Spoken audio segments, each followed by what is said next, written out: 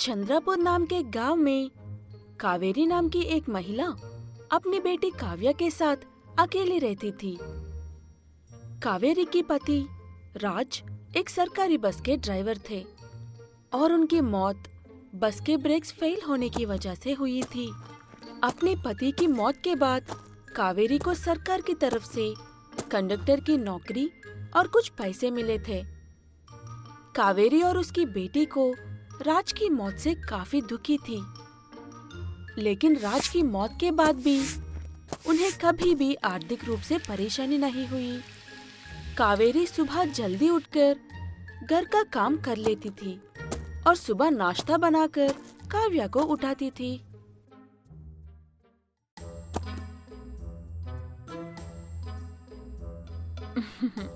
काव्या बेटा, जल्दी से उठकर मुंह हाथ धो लो, नाश्ता तैयार है।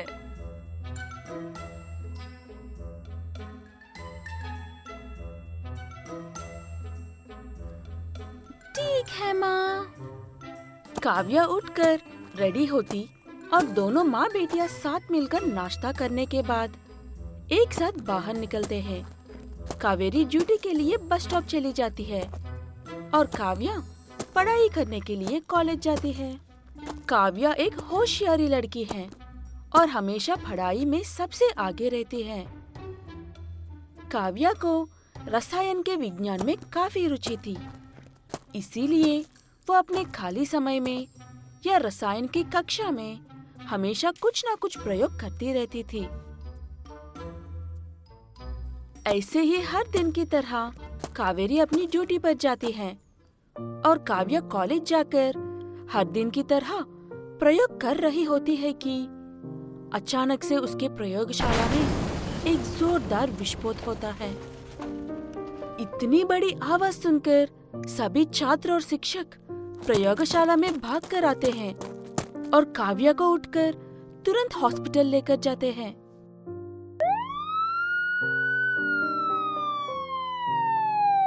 काव्या के स्कूल की प्रिंसिपल उसकी माँ को कॉल करते हैं। कावेरी, क्या आप शहर में ही है? हाँ मास्टर जी, क्यों? बिना कोई सवाल किए जल्दी से स्कूल के पास वाले हॉस्पिटल आ जाइए। ये कहकर प्रिंसिपल फोन काट देते हैं। काव्या की माँ घबराते हुए हॉस्पिटल पहुँचती है और प्रिंसिपल से सवाल करने लगती है। क्या बात है? क्या हुआ है मेरी बच्ची को? काव्या लैब में कुछ एक्सपेरिमेंट्स कर रही थी और अचानक से प्रयोगशाला में एक विस्फोट हुआ और काव्या घायल हो गई थी। डॉक्टर्स अभी उसका ट्रीटमेंट कर रहे हैं। प्रिंसिपल की ये बात सुनकर कावेरी के होश उड़ जाते हैं और रोने लगती है। कुछ देर बाद उदास चेहरा लेकर डॉक्टर बाहर निकलते हैं। लड़की ठीक तो है ना? लड़की तो ठीक है, लेकिन उसकी दोनों आंखें खराब हो चुकी है। उसे 20 सेंटीमीटर से आगे कुछ नहीं दिखेगा और 20 सेंटीमीटर के अंदर जो भी दिखेगा वो सिर्फ काले और सफेद रंग में ही दिखेगा। आई एम सॉरी, बट लड़की ऑलमोस्ट अंधी हो गई है। मेरी बेटी अंधी नहीं है। कावेरी काव्या का इलाज खत्म होने के बाद उसे घर लेकर जाती है और अपना काम बंद करके हमेशा काव्या के साथ ही रहकर उसकी देखभाल करती है और काव्या के इलाज के लिए सबसे सलाह लेती रहती है। कावेरी अपनी सहेली के साथ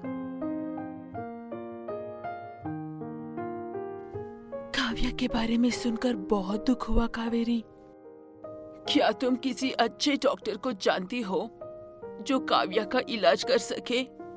माफ करना कावेरी, लेकिन काव्या का इलाज सिर्फ एक ही सूरत में हो सकता है। किसी और की आंखें काव्या को लगानी होंगी।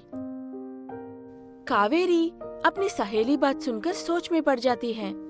कावेरी अपनी बेटी की ऐसी हालत देख नहीं पा रही थी, इसीलिए वो तय कर लेती है कि अपनी आंखें काव्या को देगी। चलो बेटा, हमें देरी हो रही है। हम कहाँ जा रहे हैं माँ? हम हॉस्पिटल जा रहे हैं बेटा। तुम्हारे आंखों के लिए एक डोनर मिल गया है। सच में? हाँ बेटा, सच में। कावेरी अपनी बेटी से ये बात छुपाती है कि वही उसे अपनी आंखें दे रही है। दोनों हॉस्पिटल जाते हैं और उनका ट्रीटमेंट शुरू होता है। डॉक्टर्स काव्या की आंखें निकलकर कावेरी को लगा देते हैं और कावेरी की आंखें काव्या को। ऑपरेशन खत्म होने के बाद काव्या पहले अपनी माँ को देखने की इच्छा करती है। माँ कहाँ है? हाँ मैडम जी, वो अगले कमरे में है। अगले कमरे में क्यों? उन्हें क्या हुआ है? वो ठीक तो है ना? उन्हें तो कुछ नहीं हुआ है मैडम, लेकिन आपको आंखें डोनेट करने वाली आपकी माँ ही है, इसीलिए वो अगले कमरे में है। ये बात सुनकर काव्या रोने लगती है और भागकर अपनी माँ के पास जाती है। ये सब करने की क्या जरूरत थी माँ? जैसे तैसे करके मैं अपने आप को संभाल सकती हूँ ना। मेरा क्या है बेटा, मैं तो वैसे ही बूढ़ी हो रही हूँ। तुम्हें अभी बहुत कुछ देखना है, ढेर सारा भविष्य बाकी पड़ा है ना। काव्या अपनी माँ को घर लेकर जाती है और वो घर पर ही रहकर अपनी पढ़ाई करते हुए अपनी माँ का ख्याल रखती है। माँ के प्यार में सुकून है। इसे हासिल करने की जरूरत नहीं है, इसके काबिल होने की नहीं है। हस्तिनापुर नाम के एक छोटे से शहर में अंजलि नाम की एक छोटी सी लड़की रहती थी। अंजलि ट्रेन की पटरियों के किनारे एक छोटी सी झोपड़ी में अपनी दादी के साथ रहती है। अंजलि जब बहुत छोटी थी तब उसके माता पिता गुजर गए थे। उसकी एक दादी तो है, लेकिन उन्हें भूलने की बीमारी होने की वजह से आज तक अंजलि के असली माँ बाप का पता नहीं चला सकता है। दादी जी, मैं जा रही हूँ। खाने के लिए कुछ लेकर आती हूँ। आप यहाँ से कहीं मत जाना। मैं जल्द ही लौट कर आऊंगी। ये कहते हुए अंजलि वहाँ से चली जाती है। अंजलि वही पास वाले ट्रेन और स्टेशंस में गाने गाकर भीख मांगकर पैसे कमाती थी और इन पैसों से अपने लिए और अपनी दादी के लिए खाना खरीदकर अपना गुजारा करती थी। ऐसे ही एक स्टेशन के पास अंजलि गाना गाने के बाद वहाँ पर खड़े लोगों से पैसे मांगती है। तब उनमें से कुछ लोग उसका मजाक उड़ाते हैं।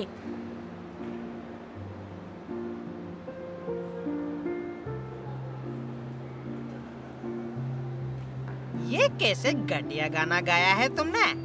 कोई ढंग का गाना गाओ, तब मिलेंगे पैसे।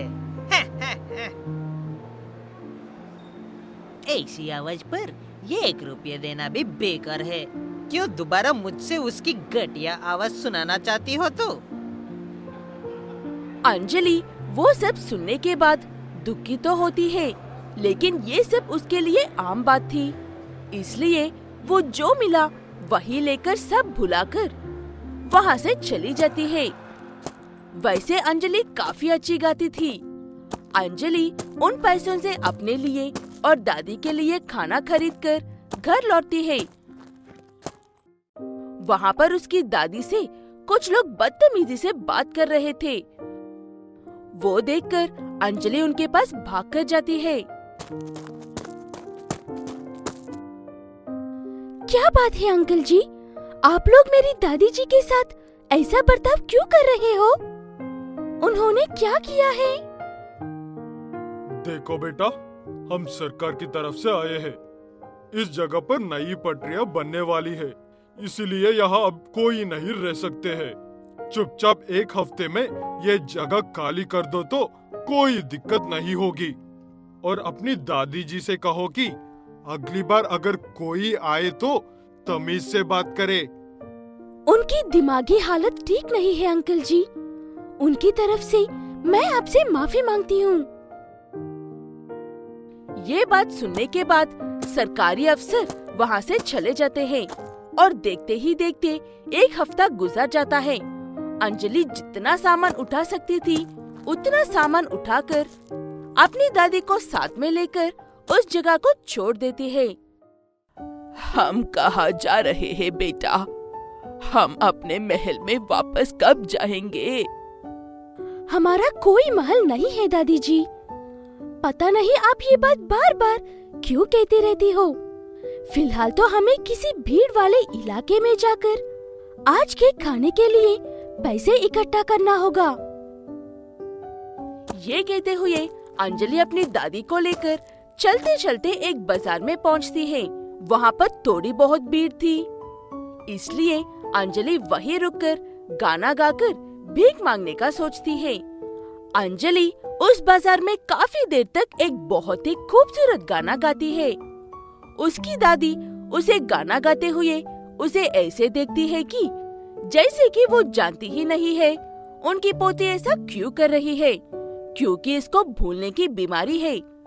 अंजलि अपना गाना खत्म करने के बाद लोगों से भीख मांगने लगती है।